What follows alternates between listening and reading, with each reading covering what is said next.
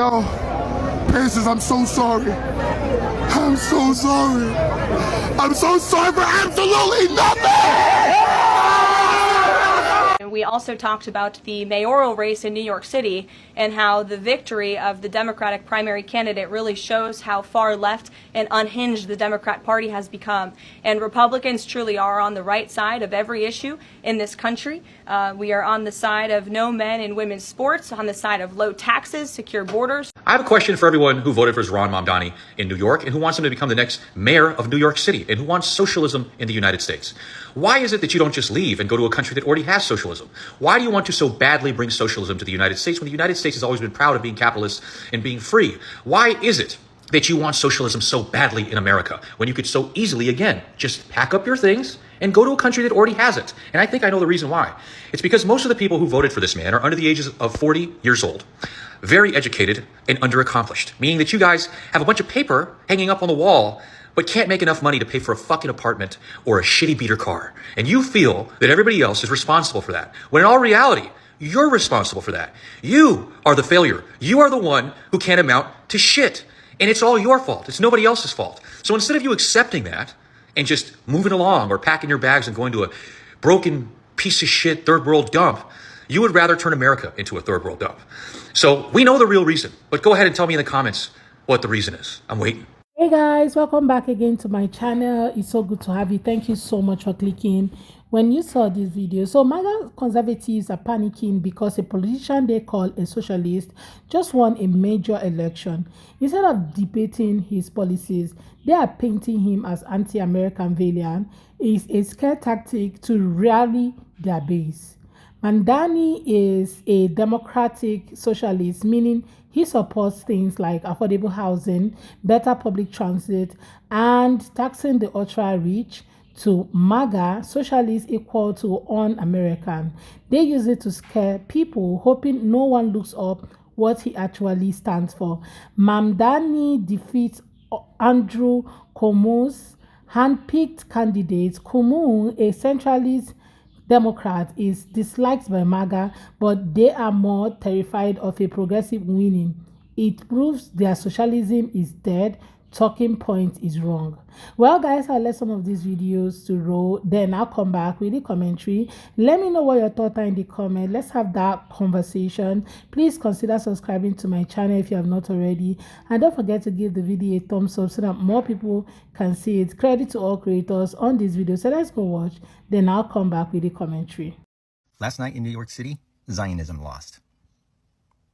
The one candidate for the Democratic primaries that did not pledge to visit Israel during their time as mayor won. And on top of that, he's a socialist, which means those people in New York City are going to get a lot better policies that are going to help them and not the wealthy.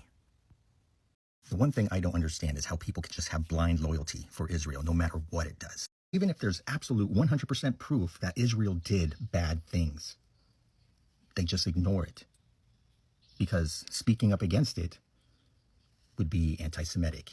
It's the same shit that MAGA does. They call people un-American or unpatriotic because we criticize what our country is doing when a Republican is in charge. However, when a Democrat's in charge, it's free game. They can just criticize all they want. It's not considered un-American or unpatriotic. It is healthy to criticize a country when they're doing bad things. It's not anti-Semitic. It's not un-American. My grandpa is from Cuba. I don't pledge loyalty to Cuba because my grandpa was from there. I would like Cuba to be a democracy. That would be amazing. But right now it's a communist country, and I'm not happy with it. So when all of these candidates in New York City were asked, are you going to visit Israel during your time as mayor? Why would you visit Israel when you're mayor of New York City? Who fucking cares about Israel? That's another country. This is the United States. And a mayor is not a president or a secretary of state. It's a mayor of a city, in a state, in a country. The reason Mamdani won is because he did not kowtow to the Zionists. He said, I'm here for New York. I'm going to do what helps New Yorkers. I'm not going to be the mayor of Israel. We need more candidates like that. We need candidates that listen to their constituents, not to corporations, not to billionaires, and certainly not to dictators and genocidal leaders of a nation. A Republican congressman just called for stripping an American of his citizenship and deporting him because he's a black Muslim immigrant Democrat who just won the Democratic primary for mayor of New York. Zohran Mamdani is a naturalized U.S. citizen who came here as a child, and Republican Congressman Andy Ogles wants him deported, not because he broke the law, not because he's a threat, but because of who he is. Mamdani represents everything Donald Trump and MAGA want to erase. Trump's Republican Party wants citizenship to be conditional, based on your race, your religion, and your loyalty to one political party, his. If you're black, Muslim, an immigrant, or dare to be a Democrat, they want you gone. That's not just racist, it's fascism wrapped in a flag. In the name of patriotism, anyone they don't like becomes the enemy. They started with the undocumented. Now they're coming for Americans. Today it's Mamdani, tomorrow it's any of us. And where this ends is somewhere really, really ugly. Because a great nation deserves the truth.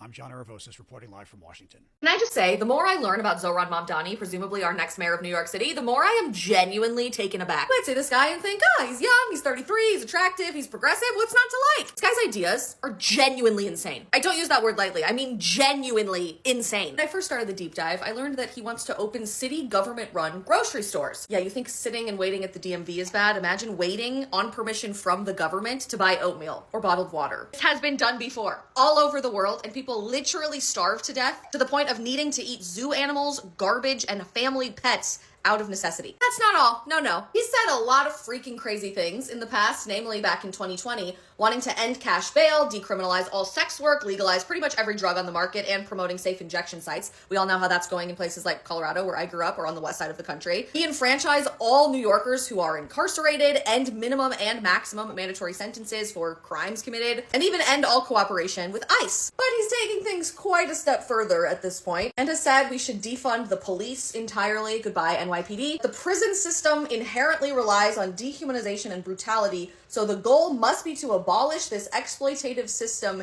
entirely, decarcerate the country, no more prisons, abolish all medical bills. How? I have no idea, don't ask him. And to abolish all private health insurance. Also wants to further freeze rent prices all over the city for years on end, subsidize mass housing development all over the city from the city's budget. That is, of course, if they don't run out of taxpayer money from the $65 million they've already pledged for the government to fund transgender procedures. And extremely telling, he refuses to denounce the phrase globalize the intifada, which I'm not a New Yorker, so I can't intimately relate to this, but do New Yorkers not remember a history of particular violence?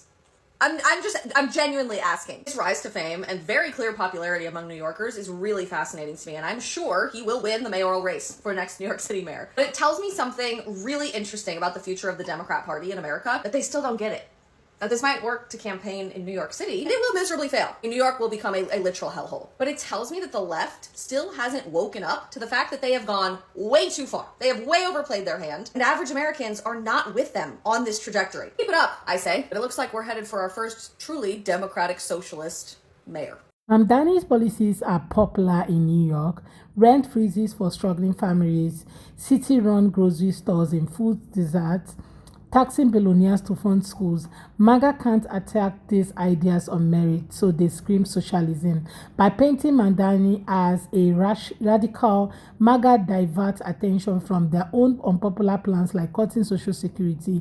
The fact that many socialist policies, public libraries, fire departments already exist and work, smearing opponents as an un-American, demanding citizenship revocation, spreading conspiracy theories. These are steps towards silencing dissent.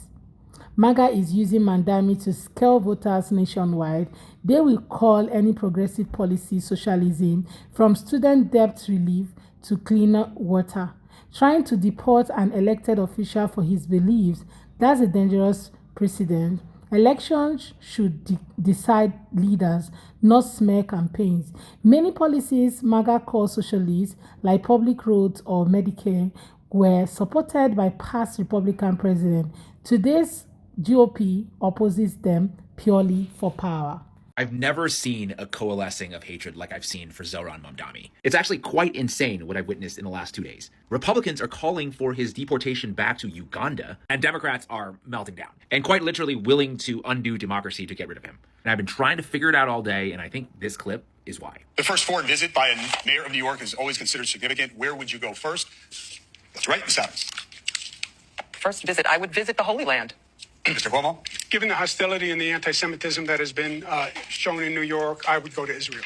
Mr. Tilson, where would you go? Yeah, I'd make my 4th trip to Israel, followed by my 5th trip to Ukraine, 2 of our greatest allies fighting on the front lines of the global war on terror. Mr. Mamdani? I would stay in New York City. My plans are to address New Yorkers across the 5 boroughs and focus on that. Mr. Mamdani, can I just jump in? Would you visit Israel as mayor? I will be doing, as the mayor, I'll be standing up for Jewish New Yorkers, and I'll be meeting them wherever they are across the 5 boroughs, whether that's in their synagogues and temples or at their homes or at the subway platform, because ultimately we need to focus on delivering on their concerns. And just yes or no, do you believe in a Jewish state of Israel? I believe Israel has the right to exist. Not as a Jewish state? No, as a state with equal rights.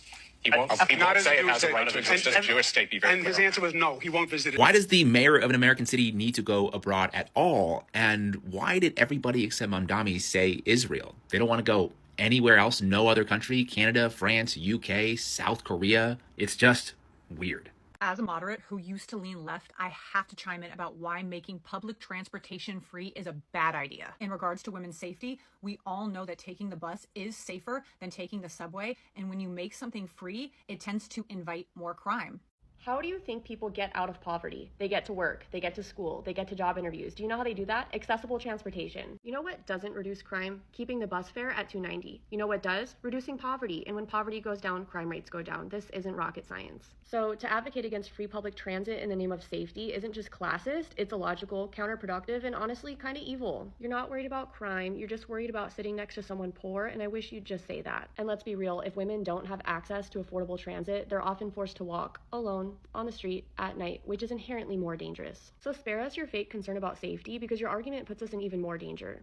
Seems like MAGA knows policies like helping renters, funding schools, and making cities affordable are widely popular. Attacking socialism is their way to avoid defending their own unpopular stance, like cutting social security or taxes for the rich.